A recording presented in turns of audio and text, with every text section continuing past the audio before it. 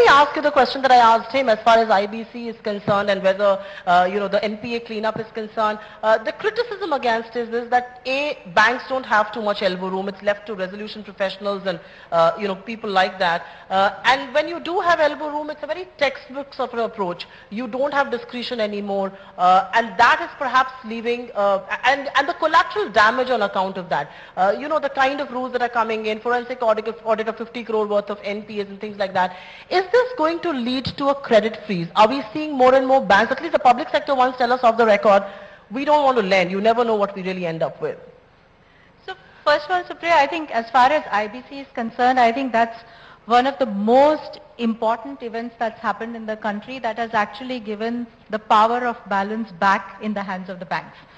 Because now it's really, as the Honorable Minister said, it's really a worry for the promoters to say, let me not make a default, lest I will lose my company. And I think that's a very, very positive impact going forward. About solving the existing cases through IBC, again, I think the issue is that at least it puts a time-bound approach to solving it. Otherwise, one could go on and on and all.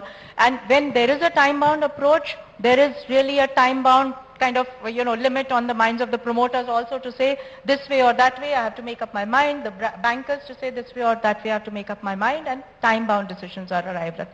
Second is, it gives a kind of a judicial cover to the decision. So I think from that point of view, it helps the bankers to decide.